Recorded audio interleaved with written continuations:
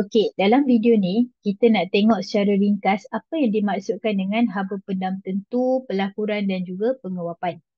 Okey, jadi definisi dia memang panjang lah. Tu nanti korang kena hafal je. Tapi poin dia dekat sini paling utama sebelum kita hafal, kita fahamkan konsep dia dulu. Jadi, haba pendam tentu atau specific latent heat, dia macam ni. Cuba tengok kita ada pepejal. Pepejal jadi cecair.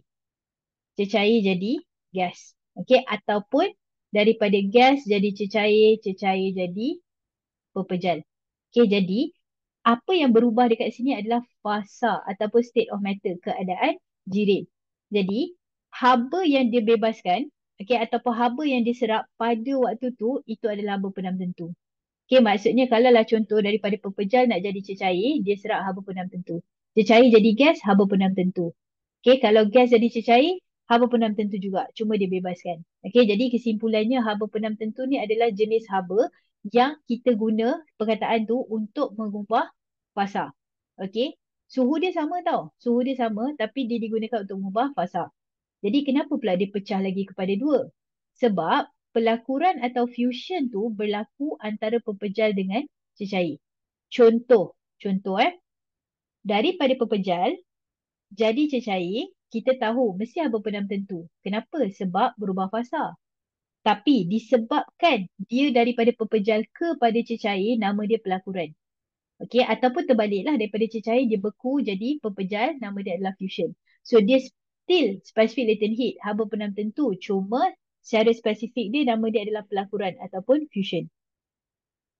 Okey, daripada cecair kepada gas. Samalah. Okey, fasa dia berubah. Confirm haba pendam tentu. Specific latent heat. Tapi yang mana satu penguapan sebab dia jadi wap. Atau terbalik. Maksudnya daripada wap tu dia jadi cecair still haba pendam tentu penguapan. Okey, jadi itu dia punya ringkasan. Jadi dia punya definisi memang panjang lah. Tak boleh nak buat apa. Jadi silalah ingat. Okey, tapi secara ringkasnya tadi haba pendam tentu adalah haba yang kita serap atau bebas semasa perubahan fasa. 1 kg bahan.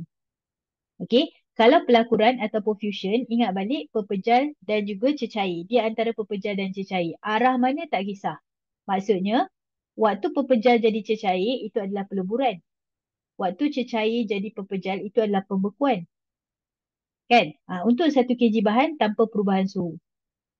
Kalau penguapan, kalau penguapan daripada cecair kepada gas ataupun sebaliknya lah. Jadi, pendidihan daripada cecair kepada gas atau kondensasi. Bagi 1 kg bahan tanpa perubahan suhu. Yang lain tu semua sama. Okay, jadi mungkin korang macam tertanya-tanya lah bila masa kita nak tahu dia serap, macam mana dia nak bebas. Okay, fikir logik lah. Contohlah, kalau lah macam contoh kita ada ais. Ais tu melebur sebab dia panas kan. Tak adalah panas tapi faham kan dia macam ais kita letak dekat luar dia akan serap haba sebab tu dia cair.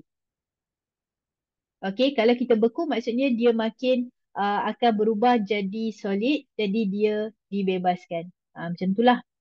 Alright, tapi anyway point dia adalah pastikan korang kenal apa yang berubah. So dalam kes ni keadaan jirim. Lepas tu dari mana ke mana itu akan menentukan sama ada dia pelakuran ataupun penguapan. Okay, so contoh dekat sini kita tengok dalam soalan ni. Dia tanya yang manakah melibatkan haba pendam tentu pelakuran. So haba pendam confirm bertukar fasa. So pelakuran maksudnya dia adalah daripada pepejal kepada cecair ataupun cecair kepada pepejal lah. Jadi dalam kes ni jawapan dia adalah P dan juga S. Okey, itu adalah cara dia. Okey, jadi ini adalah jenis apa yang dimaksudkan dengan haba pendam tentu, apa yang dimaksudkan dengan haba pendam tentu pelakuran. Okey, jadi untuk video seterusnya kita nak tengok secara ringkas lah macam mana kita nak explain kalau soalan tu 4 markah. Apa yang kita boleh cakap dekat dalam soalan tersebut. Okey, alright.